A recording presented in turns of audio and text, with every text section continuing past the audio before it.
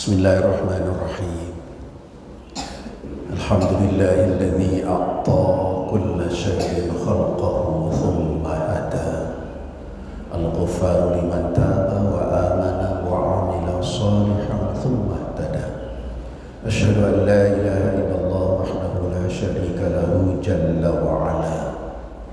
Mattakhadha sahibatan wa la walada. Wa asyhadu anna sayyidana wa nabiyyana Muhammadan abduhu wa rasuluh. Nabiyyun ja'ana bil bayyinati wal huda. Allahumma salli wa sallim wa barik ala sayyidina Muhammad wa ala alihi wa ashabihi salatan wa salaman daimaini mutalazimaini abadan abada. Amma ba'du. Qala Allah Ta'ala fi kitabil karim, a'udzu billahi minasyaitonir rajim. Bismillahirrahmanirrahim. Innal ladzina qalu rabbuna Allah tsumma istaqamu fala khaufun 'alaihim wa la hum yahzanun. Ulaika ashabul jannah khalidina fiha jazaa'an bima kanu ya'malun. Wa qala Rasulullah sallallahu alaihi wasallam, qul amantu billah tsumma istaqim. Sadaqallah wa sadaqa rasuluh. Bapak-bapak, ibu-ibu yang saya muliakan, subuh ini dalam kajian akidah akhlak, perkenankan saya mengangkat tema iman dan istiqomah. Iman biasanya dibahas dalam ilmu akidah. Istiqomah biasanya dibahas dalam ilmu akhlak. Istilah ini sudah populer di kalangan kita, sering sekali mendengarnya. Ayatnya pun sering mendengarnya. Hadisnya pun sering mendengarnya. Jadi pengajian subuh ini mudah-mudahan untuk tajdid saja, untuk menyegarkan ingatan dan pengetahuan kita, lalu semoga terus tumbuh menuju kepada yang lebih baik, baik tentang akidah maupun tentang akhlak kita. Seorang sahabat yang konon ini keturunan dari Taif, yang kemarin sudah sempat saya singgung, yaitu Sufyan bin Abdillah Ats-Tsaqafi. Beliau berkata, aku bertanya ke Rasulullah, ya Rasulullah, qul li fil Islam qaulan la as'alu anhu ahadan ba'dak. Kangjeng Rasul, berbicaralah kepada saya, berwasiatlah kepada saya dengan satu perkataan yang saya tidak perlu bertanya lagi ke orang lain. Saudara, kalau ada orang itu ngomong ke saya tidak mampu itu. Yang diminta itu nasihat pendek tapi cukup. Sehingga kata itu sahabat, saya tidak perlu nanya orang lain lagi, sudah cukup dari Tuhan. Dan nasihat ini akan membawa saya selamat. Wah, pertanyaan berat sebetulnya kami itu. Kalau kita yang awam-awam diminta nasihat kayak gitu, wah gak bisa. Kadang-kadang kita dikasih nasihat, diminta nasihat, kita kasih nasihat tapi panjang lebar. Udah panjang lebar, kesimpulannya apa ya? Kita. Jadi sahabat itu bertanya ke Rasulullah, ya Rasulullah, qulli fil Islam qaulan la as'alu anhu ahdan ghairak. Saya tidak perlu nanya lagi ke orang lain, cukup nasihat itu. Ternyata Rasul, tentu saja Rasul dengan bimbingan wahyu dari Allah, betul-betul mengabulkan permohonan itu dengan satu nasihat pendek tapi cukup. Kata Kangjeng Rasul, qul amantu billah tsumma istaqim. Pendek sekali ya. Qul, katakan oleh engkau Muhammad, amantu, aku telah beriman billahi, kepada Allah. Kemudian kamu istiqomah. Hadis ini sama dengan ayat Quran. di mana Allah mengungkapkan innal ladzina qalu rabbunallah tsumma istaqamu. Sesungguhnya orang-orang yang mengatakan Tuhan kami adalah Allah, tsumma istaqamu, lalu istiqomah, kan sama itu. Lalu Allah mengungkapkan dalam beberapa ayat, bukan di satu tempat, tentang iman dan istiqomah itu. Innal ladzina qalu rabbunallah tsumma istaqamu tatanazzalu alaihimul malaikah. Ini nanti di akhir tausiah saya ini mudah-mudahan bisa diungkapkan. Sesungguhnya orang yang mengatakan Tuhan kami adalah Allah lalu istiqomah, maka tatanazzalu alaihimul malaikah, akan pada turun kepadanya para malaikat. Nanti kita bahas terakhir kapan turunnya itu. Lalu malaikat mengatakan ke orang yang barusan itu, yang sifatnya seperti itu, beriman dan istiqomah, alla takhafu wa la tahzanu wa abshiru bil jannati allati kuntum tu'adun.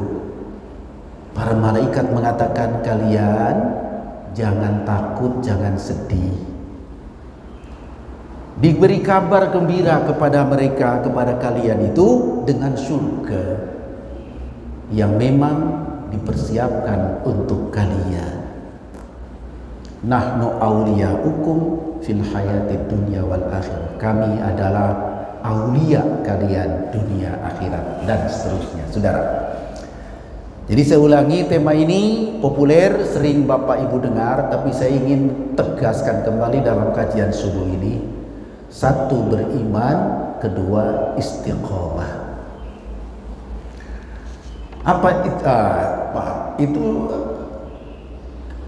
Syekh kita, Syekh Imam Nawawi Al-Bantani dalam tafsirnya Marah Nabi,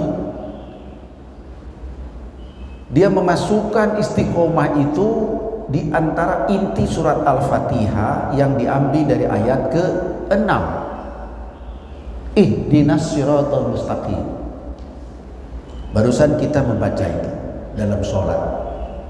Kata beliau, salah satu inti dari ihdinas siratal mustaqim, minta istiqomah. Berkaitan dengan sikap hidup, maka disebutnya akhlak. Pemirsa hormat, istiqomah adalah konon diambil dari kalimat koma, ya, koma istaqoma, mohon tetap tegak lurus dan konsisten. Istiqomah masdarnya, kata benda yang, kata kerja yang dibendakan. Berarti kita memohon supaya tetap tegak lurus terhadap kebaikan, terhadap kebenaran, terhadap iman, tidak goyah. Bahkan kata Sayyidina Umar, tidak mencela-mencela. Istiqomah itu gampangnya tidak mencela-mencela. Tapi bahasa Jawa yang mencela-mencela, ya. Bahasa Jawa apa bahasa Betawi? Mencela-mencela. La tuzawiku wa zakal. Jangan apa ya, kesana kemari tidak jelas tujuan, seperti musang, kata Sayyidina Umar. Mencela-mencela kesana kemari. Jangan, itu kebalikan dari istiqomah. Istiqomah begitu yakin terhadap kebenaran, tegak lurus, konsisten dalam kebenaran sampai akhir hayat. Itu istiqomah. Saudara yang terhormat, saya ingin memberi beberapa contoh istiqomah ini. Tentu saja rujukan utama Kanjeng Nabi Sallallahu Alaihi Wasallam. Ketika Kanjeng Nabi dibebani tugas menyampaikan dakwah, ini berkali-kali saya sampaikan, tugas berat itu beliau siap untuk pikul juga. Belum lama beliau diangkat jadi Nabi dan Rasul, lalu mengumpulkan sanak famili. Kolon dua marga, Bani Hashim, Bani Muthalib, dikumpulkan dengan beberapa tokohnya. Dakwah Rasul adalah mengajak supaya beriman kepada hari akhirat, kepada Allah yang satu dan kepada yang lain. Tantangan pertama adalah dari pamannya sendiri Abu Lahab menggertak Rasulullah itu. Setelah kumpul, Kanjeng Nabi memberikan tausiah, memberikan pengarahan kebenaran. Rasulullah sudah usia 40 tahun waktu itu, berarti sudah dewasa. Pamannya lebih tua tentu, Abu Lahab. Ternyata baru sedikit Rasul bicara sudah digebrak sama Abu Lahab. Muhammad, merah muka Abu Lahab. Kamu undang kami tokoh-tokohmu, paman-pamanmu hanya untuk mendengarkan kamu ngomong begitu. Dibentak Rasulullah. Bahkan konon itu pertemuan pertama gagal karena Abu Lahab mengatakan bubar, nggak ada ini. Apaan Muhammad ini? Nah, untunglah masih ada pertemuan kedua, digertak luar biasa. Dan yang lain nggak bisa ngebela Nabi Muhammad waktu itu. Hanya keimanan Nabi Muhammad saja. Konon baru yang kedua itu yang membela adik misannya Sayyidina Ali yang masih anak-anak. Dia pegang tangan Kanjeng Nabi, kakak ibaratnya panggil, gak usah kecil hati, saya yang akan menunggu. Itu gertakan itu luar biasa, Pak. Di hadapan banyak orang. Bapak terhormat, kalau Rasulullah tidak istiqomah, berhenti itu, nggak ada semangat meneruskan itu. Orang baru ngomong sedikit sudah digertak. Yang gertak paman yang cukup berpengaruh saat itu di hadapan umum. Satu, tapi Rasulullah tidak pernah mundur, tetap berdakwah. Berikutnya yang menghalangi itu siapa? Istrinya Abu Lahab. Karena Kanjeng Rasul beberapa saat tidak mendapat wahyu dari Allah. Ummu Jamil, istrinya Abu Lahab, membuli Nabi Muhammad. Kata Ummu Jamil, setannya Muhammad tidak mau datang lagi. Nyebutnya setan, padahal wahyu. Karena beberapa saat ada mengatakan 2 pekan, ada mengatakan 1 bulan tidak turun wahyu. Dicemooh oleh Ummu Jamilah, istrinya Abu Lahab, tantenya Rasulullah itu. Dicemooh seperti itu. Nah, untunglah Nabi Muhammad tidak luntur oleh gertakan-gertakan. Bahkan Allah membackupnya dengan turun surat Tabbat yada abi lahabi wa tabb dan seterusnya. Nah, itu gertakan awal di awal dakwah Rasul. Tentu saja sangat banyak kisahnya, tapi saya teruskan lagi. Kalau barusan gertakan, ada lagi rayuan. Karena Nabi Muhammad SAW itu mulai ada pengikut. Tokoh Quraisy, orang kafir, merasa terganggu. Ini harus dicegah, ini Muhammad jangan sampai mendakwahkan terus menerus. Gawat nih, nanti orang-orang kita ikut Muhammad itu hilang. Tradisi nenek moyang kita yang selama ini diagung-agungkan, kejahiliahan itu akan terganggu oleh Muhammad. Gimana caranya? Tolong dirayulah Muhammad itu supaya jangan diterusin itu dakwahnya itu. Akhirnya tokoh-tokoh Quraisy mengutus beberapa tokoh pilihan untuk datang ke Rasulullah. Tapi Nabi Muhammad itu selalu di-backup oleh Abu Thalib. Maka yang datang itu ke Abu Thalib, karena dianggap kalau sudah Abu Thalib yang bicara, Nabi Muhammad pasti nurut. Karena Nabi Muhammad dipelihara dari kecil oleh Abu Thalib, pamannya ya. Dari usia 8 tahun itu sudah diasuh oleh Abu Thalib. Maka berpengaruh, dianggap oleh mereka pengaruhnya besar, maka datang ke Abu Thalib. Tolong Abu Thalib, kata tokoh-tokoh Quraisy itu, bilangin ke Muhammad jangan diterusin lah dakwah ini. Ngajarin apa sih? Ajaran ini gak usah diterusin. Sebetulnya Muhammad ngajarin itu pingin apa sih? Pingin jadi raja? Pingin diangkat jadi raja? Bilangin masyarakat ini siaplah. Kan Muhammad itu orang pinter, al-amin, orang terpercaya, cerdas. siap diangkat jadi presiden, raja atau pemimpin, bilangin siap. Yang penting berhentilah, jangan ngajarin ajaran yang baru ini. Atau pingin harta, oh gampang, kita kumpulin banyak duit. Ibarat sekarang mah mau berapa triliun disiapin. Rupanya yang datang itu barangkali oligarki kali ya.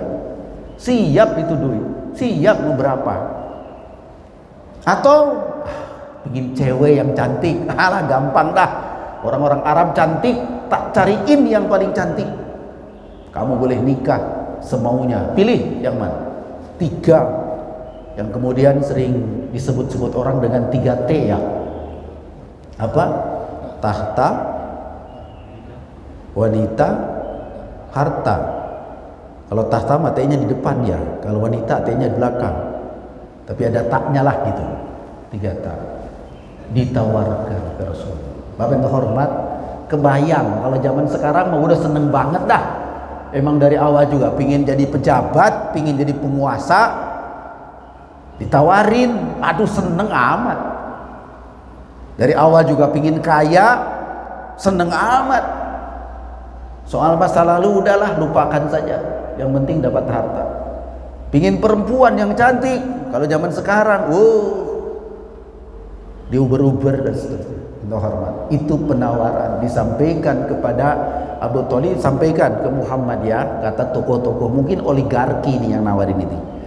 Ya, akhirnya apa? Begitu disampaikan, anakku, yang manggil anak ya, Abu Thalib kepada Rasulullah. Kaum Quraisy menawarkan kepadamu, kamu hentikanlah mengajarkan agama ini. Kalau kau ingin kekayaan, mau disiapkan. Kamu ingin jadi pemimpin di Mekah, disiapkan, diangkat oleh kita. Kalau ingin perempuan wanita untuk kesenanganmu, disiapkan. Bapak hormat, kita sudah tahu kisah ini. Nabi Muhammad menjawab, pamanku, andai kata saya mau diberikan matahari di tangan kananku diberikan, atau diberikan bulan di tangan kiri, berarti kekayaan, kemuliaan, kekuasaan yang luar biasa. Saya tidak akan menghentikan dakwah ini, dakwah kebenaran. Jadi rayuan ini mempan tidak. Nabi Muhammad membawa, padahal iming-iming itu wah, kalau zaman sekarang udahlah, nggak usah terusin. Itu yang dicari oleh sebagian orang sekarang. Mohon maaf ya, bukan semua orang sekarang, sebagian orang sekarang. Rasulullah tidak bergeming, tidak terpengaruh sedikit pun oleh godaan seperti itu. Pulang, udah gimana? Gagal merayu Muhammad, gagal. Terus berjalan, Nabi Muhammad terus dakwah, pengikut sudah mulai banyak, walaupun belum banyak banget karena nanti banyaknya setelah di Madinah. Tapi sudah mulai berkembang. Orang Quraisy tambah gelisah lagi, waduh, gawat ini, ditawarin apa-apa nggak mempan itu Muhammad. Akhirnya mikir, ada lagi cara. Datang lagi nih rayuan gombal berikutnya. Apa? Datanglah tokoh-tokoh itu 3 orang. Muhammad, saya mau bicara baik, penting kepada kau. Gini, kan kau ngajarin kita ini supaya beribadah kepada Tuhanmu, Allah itu. Sementara kami, Tuhan kami adalah inilah Hubal, apalagi Manat, kemudian apalagi berhala-berhala itu kan Tuhan kita yang selalu kita sucikan selama ini. Kami punya penawaran kepada kau, mudah-mudahan kau bisa menerimanya dengan baik, yaitu tahun ini kami akan menyembah Allah semuanya yang kau tuhankan itu. Nanti tahun depan setahun kamu menyembah berhala kami, gantian, kan enak tuh. Jadi kita tidak bertengkar, tidak berselisih.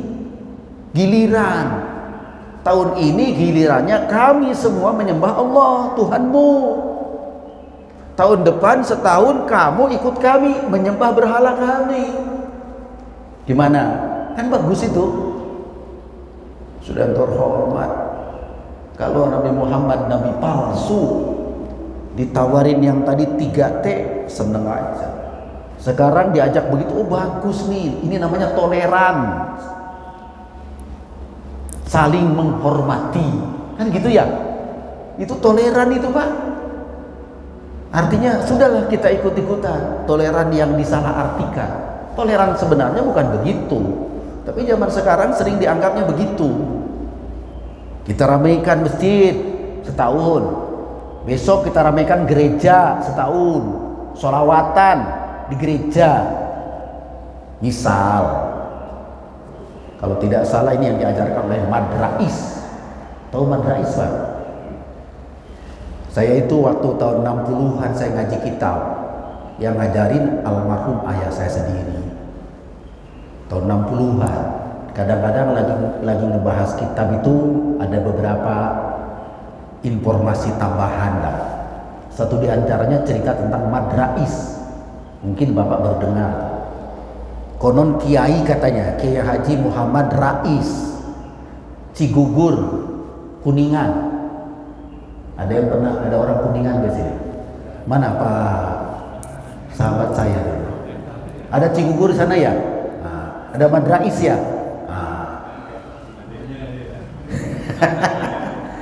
Konon dia mengajarkan agama asli Sunda campur Jawa. Jadi saya masih ingat tahun 60-an, mungkin Bapak belum lahir tahun 60-an kali itu. Saya ngaji kitab ke ayah saya sendiri, almarhum ayah saya, nggak usah disebutlah namanya, sudah almarhum. Jadi sambil ngaji itu suka cerita kemana-mana. Satu di antaranya ada ajaran sesat yang diajarkan oleh Madrais. Tapi saya dulu waktu SD apa SMP kali ya, tidak begitu perhatian, sekilas saja. Sekarang disebut-sebut lagi. Ternyata itulah gurunya, maaf nih, Dedi Mulyadi, Purwakarta, Bupati, nyalon gubernur. Saya berani mengatakan karena beberapa waktu lalu ada jemaah mau berangkat umroh, saya diminta ngisi manasik. Ternyata ada jemaah itu ada yang mengantarkannya seorang ustadz kenal baik dengan Pak Dedi itu. Siapa dia itu? Tidak jelas agamanya. Tapi saya dapat informasi terakhir, beliau adalah penganut Madrais. Agama asli Jawa, Sunda, dulu namanya Sunda Wiwitan. Beriman kepada Allah, beriman ke Nabi Muhammad. Tapi ajaran syariatnya itu dikacau-kacau sama dia. Lalu konon digabung-gabung, ya Islam ya Katolik, siapapun boleh gabung. Kan mirip campur aduknya kasus turunnya surat Al-Kafirun tadi yang saya singgung. Nah ini hati-hati dengan penyimpangan-penyimpangan akidah seperti ini ya. Kadang-kadang kita bisa terkecoh oleh apa? Oleh penampilan lahiriah yang tidak berakal kepada akidah lalu dianggap kebenaran. Ini harus hati-hati. Karena konon beliau itu soal sosialnya bager banget tuh, bager. Ngebantu orang lain tuh gampang dia. Tapi akidahnya tidak jelas. Maka Islam itu harus satu kesatuan antara akidah, syariah dan akhlak, tidak bisa dipisahkan. Ada akhlaknya bagus, artinya perilakunya bagus, tapi akidahnya tidak jelas. Maka Islam bukan Islam itu. Ada juga yang percaya kepada Allah, kepada Rasulullah dan sebagainya, tapi koret, nggak pernah bantu orang. Bukan Islam juga itu. Islam yang benar itu lengkap. Nah, Tuhan hormat. Maka ketika Islam itu dipilah-pilah, sebagian dilakukan, sebagian tidak, maka Allah mengingatkan dengan ayat yang terkenal sekali, ya ayyuhalladzina amanu dukhulu fis-silmi kafah wala tattabi'u khutuwatis syaitan. Asbabun nuzulnya berkaitan dengan Abdullah bin Salam sudah masuk Islam tapi masih ajaran Yahudi yang dipakai, ditegur oleh ayat itu. Nah, maka luruslah setelah ditegur. Jadi hati-hati dengan ajaran-ajaran yang menyesatkan tadi, kita harus waspadai. Bapak yang hormat, ketika Nabi Muhammad dirayu, mari Muhammad, kata tokoh-tokoh Quraisy itu, tahun ini kita nyembah Allah, sholat, nanti tahun depan kita nyembah berhala gantian gitu. Kan bagus, tidak terjadi perselisihan. Maka Allah membantu jawab dengan turun surat Al-Kafirun. Tadi saya membaca surat Al-Kafirun dalam subuh. A'udzubillahi minasyaitonirrajim. Qul, jawab olehku Muhammad kepada mereka yang ngomong toleransi, kebablasan seperti itu. Qul, katakan olehmu, ya ayyuhal kafirun, wahai orang kafir, la a'budu ma ta'budun, aku tidak akan menyembah apa yang kamu sembah. Ini menggunakan sigot atau apa, bahasa menggunakan sigot lafaz fi'liyah. La a'budu, saya tidak akan, a'budu kan fi'il mudhari ya, saya tidak menyembah dan tidak akan menyembah apa yang kamu sembah. Wala antum abiduna ma'abud, dan kau juga tidak akan menyembah apa yang kami sembah. Ini berkaitan dengan masa depan. Dari sekarang sampai ke depan, sampai kapanpun, saya tidak menyembah apa yang kalian sembah, dan kalian kalau tetap kafir juga tidak menyembah Tuhan kami. Maka kalimat ya ayyuhal kafirun, saya pernah ditanya, dijebak oleh seorang sahabat, ustadz juga itu. Pak Ustadz, di Quran kan rata-rata ya ayyuhalladzina amanu gitu ya. Pernah ketemu gak ya ayyuhal kafirun gitu? Dijebak. Orang-orang enggak ada tuh. Orang Islam kan bukan orang Al-Quran kan untuk orang beriman semua. Masa ya ayyuhal kafirun? Ternyata di Quran ada 2 kali paling tidak ya. Satu di ini qul ya ayyuhal kafirun, satu lagi di surat apa? At-Tahrim atau At-Tahrim. Itu ada kata-kata ya. Tapi yang kedua ini ya ayyuhal kafirun nanti di hari akhirat. Baik, Pak Hormat. Rangkaian ayat kedua ketiga, la a'budu ma ta'budun wala antum abiduna ma a'bud, berkaitan dengan sekarang dan masa depan. Karena menggunakan sigat fi'liyah, kata kerja fi'il mudhari, la a'budu ma ta'budun. Diteruskan wala ana abidum ma abattum. Ini sigat ismiyah, saya betul-betul selama ini tidak menyembah apa yang kamu sembah. Ini masa lalu. Wala antum abiduna ma'abud, masa lalumu kamu juga tidak. Jadi ini menunjukkan sikap keimanan yang istiqomah dari awal sampai akhir. Masa lalu saya tetap kepada Allah, sekarang tetap kepada Allah, masa depan tetap kepada Allah. Engkau orang kafir beda dengan kami orang Islam. Ditutup dengan lakum dinukum waliyadin. Jadi awas, jangan campur aduk ini. Jangan agama dicampur adukan ini. Harus jelas perbedaannya antara iman dan kafir, antara tauhid dan musyrik, itu beda. Ya, jadi ini Nabi Muhammad tidak bergeming, walaupun dirayu-rayu. Ya kalau orang awam kejebak, Pak, kejebak. Nabi Muhammad waspada, imannya dibimbing oleh Allah, dirayu itu tidak bisa. Itu padahal saya ulangi, kalau saja Nabi Muhammad bisa dirayu-rayu lalu gabung dengan mereka dalam keagamaan itu, secara keduniaan Nabi Muhammad itu bisa makmur, bisa kaya, bisa punya kedudukan kalau saja mau. Tapi Rasulullah istiqamah dari titik awal diajarkannya tauhid, surat Al-Ikhlas dan ayat-ayat tauhid lainnya dipegang teguh, dijalankan segala perintah Allah, ditinggalkan segala larangan, didakwahkan sampai akhir hayat. Maka Nabi Muhammad contoh paling penting, paling sempurna dalam sikap istiqomah.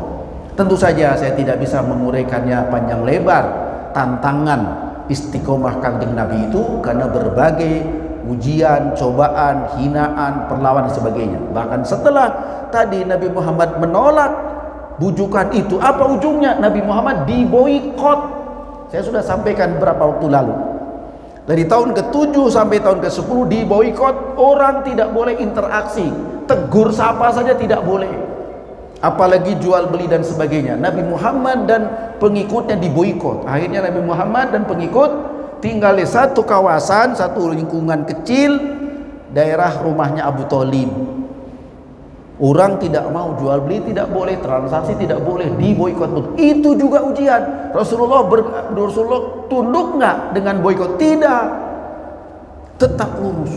Nah, jadi istiqomah itu setelah mengaku iman, selanjutnya pertahankan iman itu dengan baik, tidak bergeser ke sana kemari, tidak mencelak-mencelek ke sana kemari, ya, tidak kemudian murtad dan sebagainya. Lalu jalankan sesuai dengan jiwa keimanan itu. Perintah Allah ditunaikan, larangannya ditinggalkan, itulah dia syariat. Akhlaknya mulia, selalu berakhlak baik, itulah tuan-tuan istiqomah. Jadi kalau kita perhatikan resiko istiqomah, Pak, boleh jadi tidak menikmati kemewahan duniawi. Resiko tuh. Bapak-bapak juga kalau istiqomah seperti ini di dunia yang penuh tantangan itu, bisa-bisa tidak menikmati kemewahan duniawi. Ya, karena istiqomah memegang teguh prinsip kebenaran.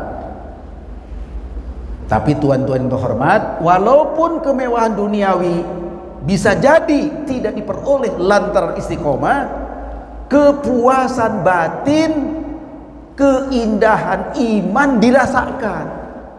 Insya Allah orang istiqomah itu lahiriahnya mungkin seperti tergencet, tidak menikmati, ikut-ikutan menikmati kemewahan, tetapi hatinya bahagia karena bertahan dalam prinsip hidup yang sesungguhnya. Akan terjadi ada apa-apa. Di negeri kita contohnya juga ada. Contohnya siapa? Pangeran Diponegoro ditawarin jadi sultan oleh company, nggak mau. Ini saya berjuang untuk rakyat. Tegalrejo, tanah rakyat dipatok-patok, ngamuk, berhenti dia, keluar dia dari keraton, membela rakyat karena tanah di Tegalrejo dipatok-patok oleh company untuk proyek company. Mungkin kalau zaman sekarang itu PSN kali, kalau zaman sekarang, tapi company waktu itu. Kalau sekarang kan Republik Indonesia. Maka Diponegoro berpihak kepada rakyat. Itu asal usulnya, berontaknya. Wah, gak bisa ini.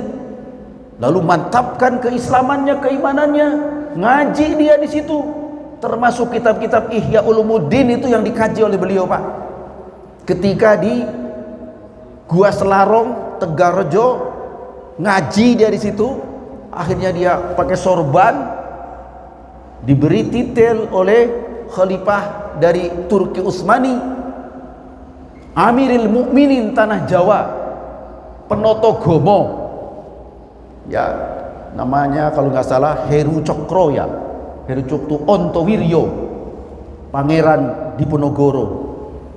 Lalu dikasih titel lagi tambahan, resmi titel nih, bukan palsu ini, Amiril Mukminin Tanah Jawi.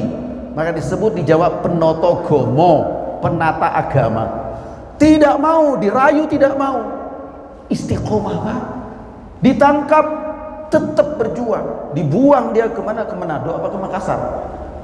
Wafat tetap berjuang. Itu ada. Kalau tadi saya ceritakan tentang Nabi Muhammad, di negeri kita ada contoh Pangeran Diponegoro. Padahal kalau mau dia bisa jadi raja, Pak.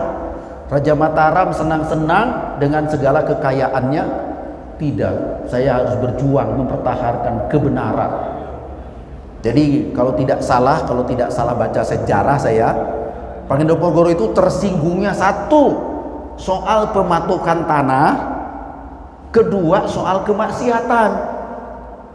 Karena di keraton sudah mulai mabuk-mabuk, ngikutin pola kehidupan company. Jadi kalau tidak salah dua itu yang membuat Pangendopogoro itu mabuk itu. Saya baca riwayat hidup beliau ya. Satu soal pematokan tanah yang kejam terhadap rakyat. Kedua tentang kemaksiatan yang sudah masuk kepada keraton. Pada keraton tempat yang suci bagi para abdi dalam itu. Tapi ternyata sudah masuk pengaruh-pengaruh Belanda waktu itu. Itu salah satunya, Pak.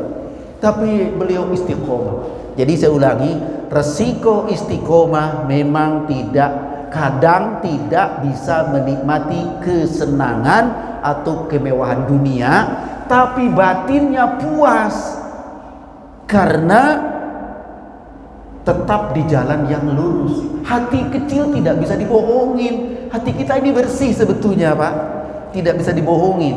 Jadi orang berjuang dalam kebenaran pasti hatinya puas.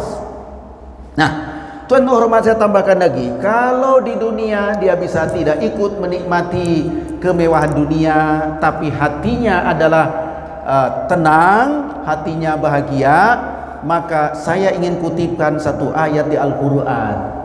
Orang istiqomah ternyata memperoleh hadiah besar dari Allah Subhanahu wa Ta'ala, asal mau istiqomah. Mudah-mudahan kita bisa ya, amin ya rabbal alamin. Begini ayat yang tadi saya baca, a'udzubillahi minasyaitonirrajim, bismillahirrahmanirrahim, innal ladzina qalu rabbunallah tsumma istaqamu.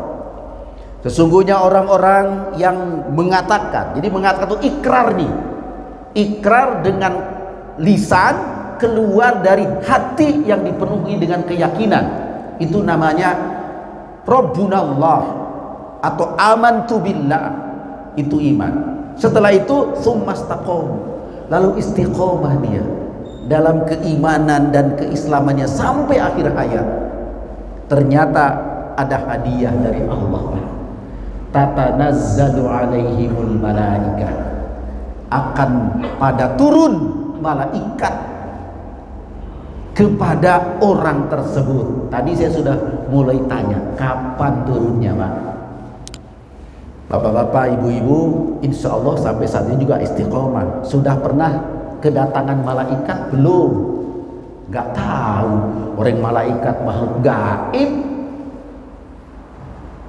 Diterangkan dalam tafsir tatanazzalu al malaika, yaitu akan turun, kata Ibnu Katsir dalam tafsirnya, silahkan Bapak buka. Di antaranya akan turun waktu kita sakaratul maut. Saya boleh sebut sekabar gembira nih, Pak. Rata-rata orang takut sakaratul maut itu. Saya sudah sampaikan, ada seorang pensiunan yang ngurusin jenazah di rumah sakit Islam Yarsi, pondok jalan apa? Di Jakarta itu. Dia cerita bahwa saya jaga orang yang sakaratul maut, kok susah banget ya yang baca La ilaha illallah itu hampir tidak ada, 1-2 saja, yang lain tidak bisa. Itu pengalaman pensiunan penjaga jenazah di rumah sakit Yarsi Cempaka Putih. Berarti wallahu a'lam bishawab ya, tapi itulah lahiriahnya. Jadi menakutkan sakaratul maut. Tapi ayat ini menggembirakan. Kata Ibnu Katsir, taqulul malaikah lil mu'minin indal ihtidar, akan datang para malaikat kepada orang mukmin yang istiqomah ketika dia menghadapi kematian. Wah, itulah yang kita tunggu, tuan-tuan. Kita seolah-olah sendirian, tapi ternyata malaikat datang kepada orang yang beriman dan istiqomah. Lalu apa? Dia akan mengatakan, nahnu kunna awliyakum, nahnu kunna, kami ini menemani kamu. Oh ya Allah, gembiranya luar biasa. Ketika sulitnya sakaratul maut, datang malaikat. Kata malaikat, kami adalah teman setia kalian. Di Al-Qur'annya itu bagaimana kalimatnya? Tatanazzalu alaihimul malaikatu alla takhafu wa la tahzanu wa abshiru bil jannati allati kuntum tu'adun. Jangan kamu takut, kata malaikat. Jangan kamu sedih. Dikabar gembirakan kepada kalian surga yang dijanjikan untuk kalian. Nahnu awliyaukum. Kami ini wali kalian. Nah, wali ini artinya kan bisa teman setia, bisa pelindung dan seterusnya.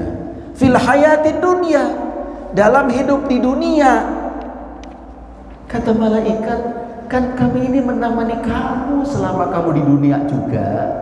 Nah, baik kita periksa, kapan kita ditemani malaikat, Pak? Lagi hidup sekarang. Malaikat nggak bisa kelihatan karena tidak sama dengan kita jasadnya. Pertama, Raqib Atid ada kan? Tuh malaikat. Kedua, was-samaa'i wat-tariqi wa ma adraka mat-tariqun najmus tsaqib in kullu nafsin lamma 'alaiha hafiz. Manusia itu ada penjaganya, malaikat. Orang-orang baik didatangi para malaikat rahmat, didoakan. Bapak berangkat dari rumah ke masjid tadi, lalu Bapak baca Allahumma bihaqqis sa'ilina 'alaika wa bihaqqi mamsyaya hadza fa inni lam akhruj asharan wala bataran wala riya'an wala sum'ah kharajtu ittiqa sakhatika wa ibtigha mardatika as'aluka an tughfira minan nar wa an taghfira dzunubi faghfir li innahu la yaghfiru dzunuba illa anta. Berangkat. Hadis sahih mengatakan Allah mewakilkan kepada 70 malaikat untuk mengistighfarkan orang itu. Jadi tuan-tuan berangkat ke masjid dikawal oleh malaikat tanpa Bapak tahu. Ya, itu. Dalam kasus lain, ini Bapak sedang taklim nih. Ada hadis Rasul mengatakan, majtama qaumun, tidaklah bertemu kumpul-kumpul satu kaum di masjid fi baitin min buyutillah. Di salah satu masjid di antara masjid-masjid Allah, rumah-rumah Allah. Apa kata Allah? Maka Allah turunkan ghasyatuhumur rahmah, diliputi rahmat. Wa khafat alaihimul malaikat. Malaikat mengerumuni kita. Kita tidak tahu. Jadi selama ini banyak malaikat berinteraksi dengan kita, cuman kita tidak tahu. Kalau kita beriman dan beramal soleh, itu banyak malaikat. Nah, malaikat-malaikat itu waktu tuan-tuan nanti menghadapi sakaratul maut datang, lalu bilang, kami ini kan dulu waktu kamu masih hidup juga nemenin kamu terus karena kamu orang baik. Kamu doakan kamu di dunia. Fil hayat nahnu awliyaukum fil hayati dunya. Lalu diteruskan. Wa fil akhirah. Maka di akhirat juga kami nemani kamu. Ini kata malaikat, Pak. Ini jelas. Bapak bisa baca di tafsir Ibnu Katsir ya. Dalam surat Fussilat. Lalu kata malaikat tadi itu sudah mengatakan, lah kami ini kan nemenin kamu waktu kami di dunia dalam segala kebaikan tadi itu. Ya, qara'naukum fil hayatid dunya nasuddadukum, atau kami selalu menjagamu, mengarahkan kamu, mendoakan kamu dalam berbagai usul. Wa kadzalika nakunu ma'akum fil akhirah. Maka dengan demikian sekarang ini pintunya akhirat. Sakaratul maut itu pintunya akhirat. Kami juga nemenin kamu. Diteruskan lagi, nu'nasu minkumul wahsha fil qubur. Aku menghiburmu di dalam kubur. Jadi banyak orang yang sengsara, sedih dalam kubur, mungkin kekurangan. Kalau orang yang istiqomah seperti tadi itu, di dalam kubur ditemani malaikat, bacalah itu keterangan itu di tafsir tadi.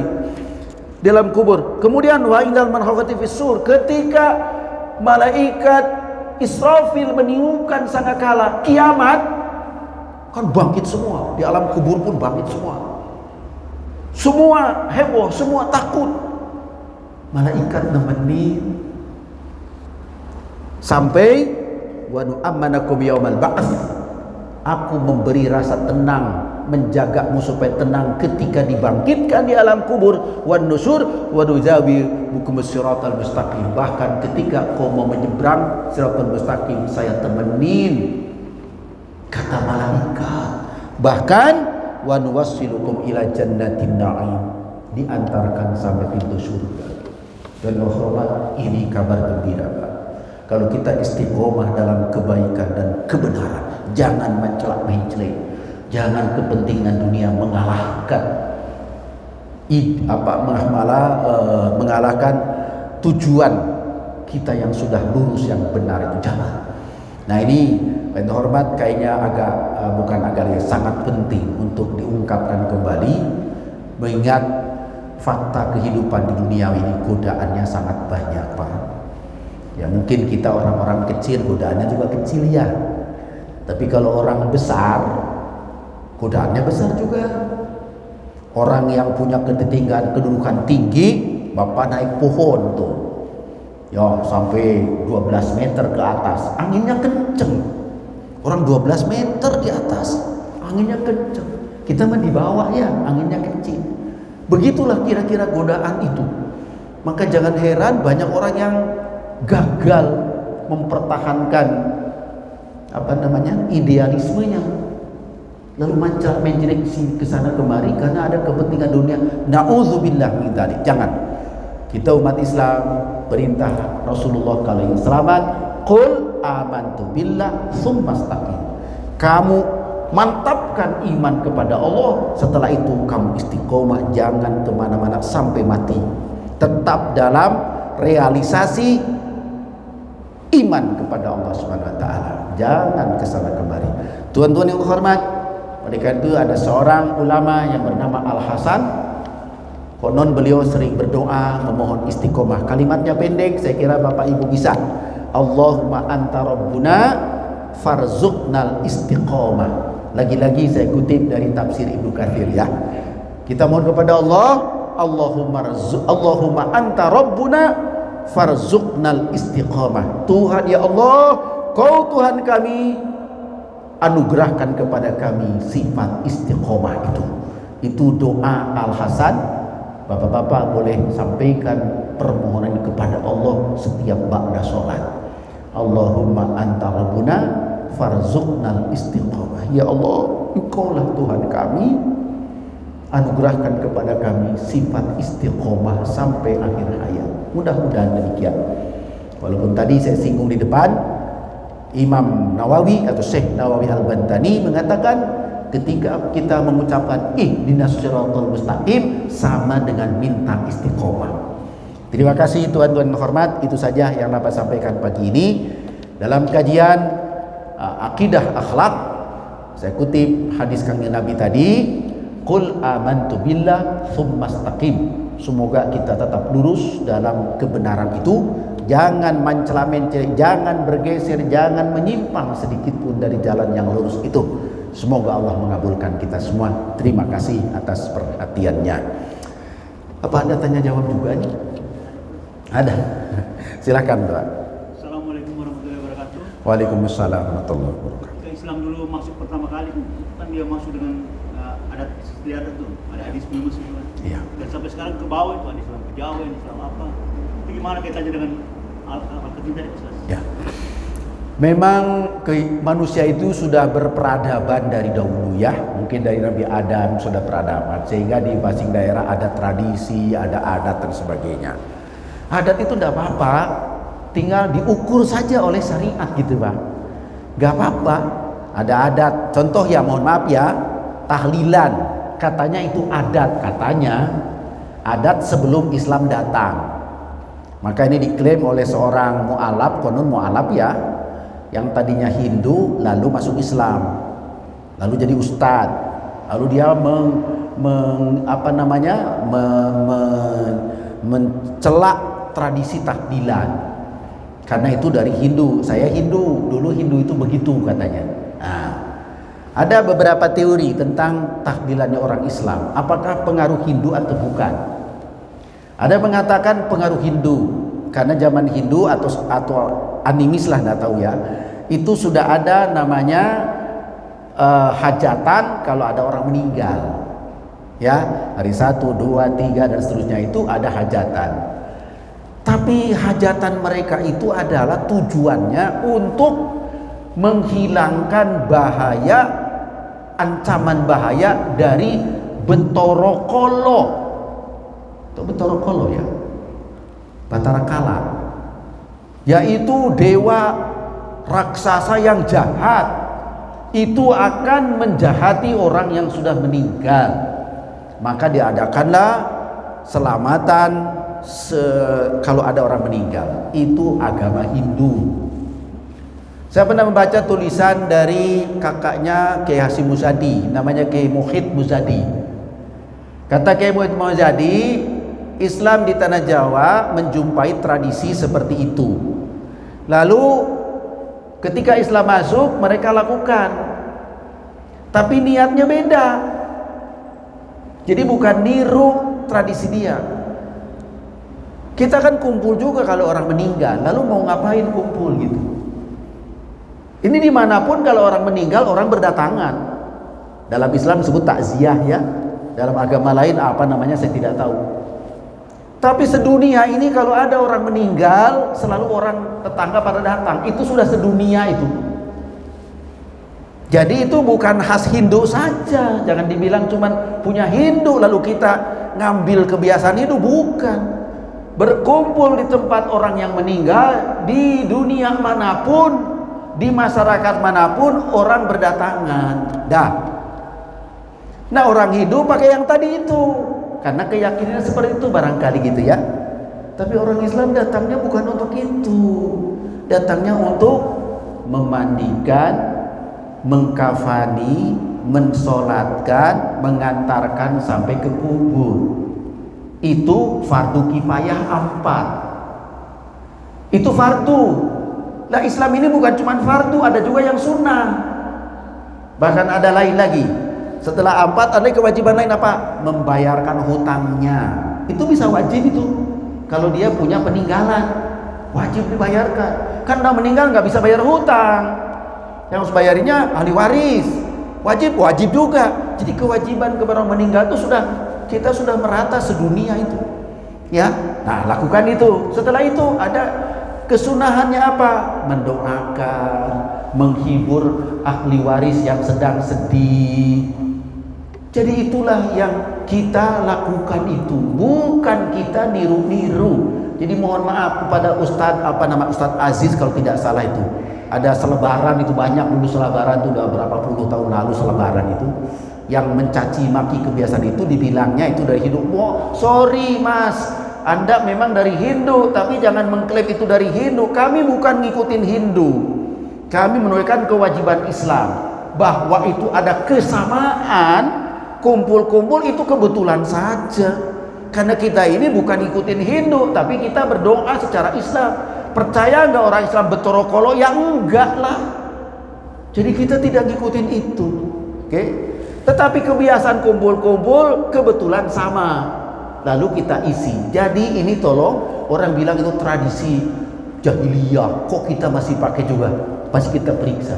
Kebetulan saya menemukan sumber, mungkin Bapak baca juga, yang namanya berdoa, bersodako hari ke-7, hari ke-40 ternyata itu dilakukan oleh ulama para tabi'in.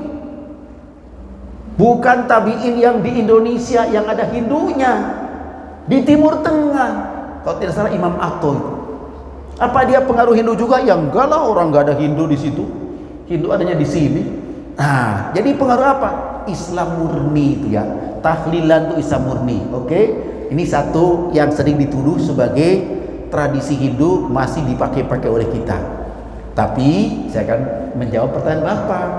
Kalau adat istiadat di daerah tertentu lalu orang-orang Islam dipakai, ya, apa itu boleh apa tidak?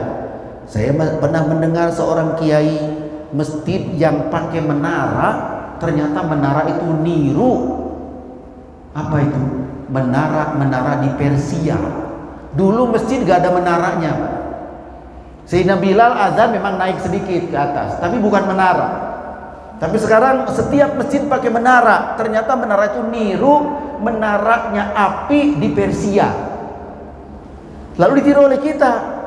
Nah, saya kembali kepada pertanyaan, boleh nggak sih meniru adat istiadat yang sudah ada? Ketika kita Islam masuk, niru adat istiadat di setempat yang masih ada. Jawabannya, kalau tidak bertentangan dengan akidah dan ajaran Islam, ya tidak apa-apa. Tapi kalau bertentangan, ya jangan.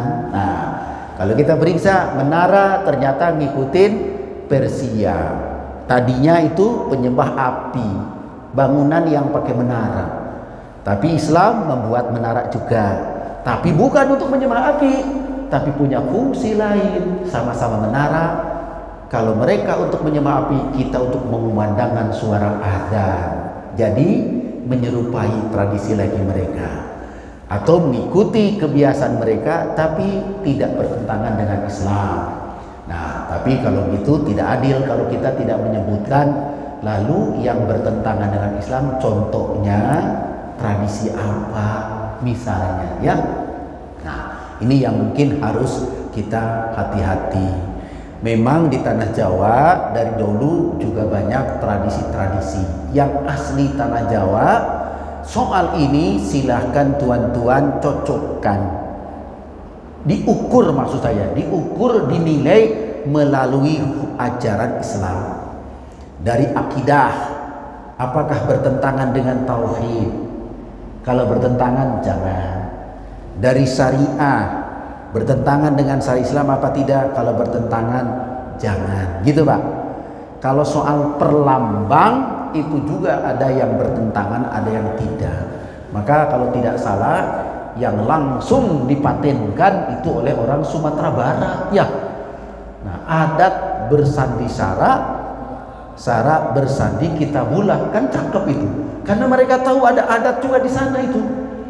Termasuk adat rumah gadang, adat apa lagi di sana itu. Nah, adat ini pakai enggak? Periksa dalam hukum Islam. Boleh, jalan saja. Walaupun itu ada. Misalnya, saya kurang begitu tahu ya. Contoh bagaimana pengelolaan harta warisan, karena orang Sumatera rata-rata laki-laki merantau kemana-mana. Maka kalau gitu amanatkan ke pihak wanita yang suka standby di kampungnya. Lama-lama seolah-olah peran wanita lebih besar daripada peran pria. Tapi sepanjang sejalan dengan syara, dengan jalan saja. Saya kira itu intinya. Saya tidak rinci satu persatu.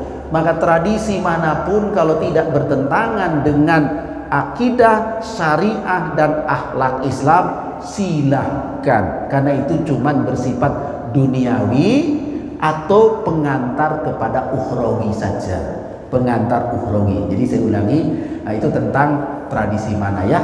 Nah jadi itu intinya kita. Maka jangan heran, masing-masing negeri itu kadang-kadang ada tradisinya. Tapi saya juga titip, tidak usahlah pakai nama Islam Nusantara gitu, nggak usah. Udah Islam saja. Penamaan itu menjadi, saya tidak setuju ya. Jadi Islam, penggalan kelompok-kelompok Islam memakai nama khas masing-masing, jadi beda dengan yang lain. Nanti kullu hizbin bima ladaihim farihin dari Quran. Nanti masing-masing kelompok itu merasa membanggakan dirinya masing-masing. Termasuk saya pernah sampaikan di beberapa kesempatan, varian Islam menurut Clifford Geertz. Islam abangan, Islam santri, Islam priayi. Saya tidak setuju itu. Karena seolah-olah melegalkan adanya Islam corak santri, corak abangan, corak priayi. Seolah boleh seperti ini, nggak bisa. Islam benar tuh Islam santri. Yang abangan itu dakwahnya belum lengkap. Demikian juga yang priayi, kalau masih sebagian dilaksanakan, sebagian tidak, berarti belum selesai dakwahnya. Bukan corak Islam yang boleh berbeda-beda, jangan. Maka saya tidak setuju juga di Indonesia memberikan Islam Nusantara, nggak usah. Islam aja, Al-Quran dan Sunnah. Bahwa di Indonesia pakai bedug masjidnya, ya bedug alat komunikasi saja gitu, kenapa sih? itu cuman alat komunikasi gedung itu. Zaman dulu kan gak ada speaker, gak ada speaker, jadi suara itu kalau azan kedengarannya dekat. Sementara rumah jauh-jauh, pakai beduk, kedengaran dari sawah, kedengaran, oh udah zuhur ini. Itu cuma alat komunikasi. Jangan lantaran Indonesia masjid-masjid pakai beduk lalu dibilang Islam apa? Islam Nusantara, ya nggak usah lah kayak gitu-gitu. Jadi saya kira begitu Pak Ustadz ya. Nah, jadi tentang adat istiadat itu pada dasarnya itu hanya kebiasaan masyarakat, lalu ukurnya oleh ajaran Islam.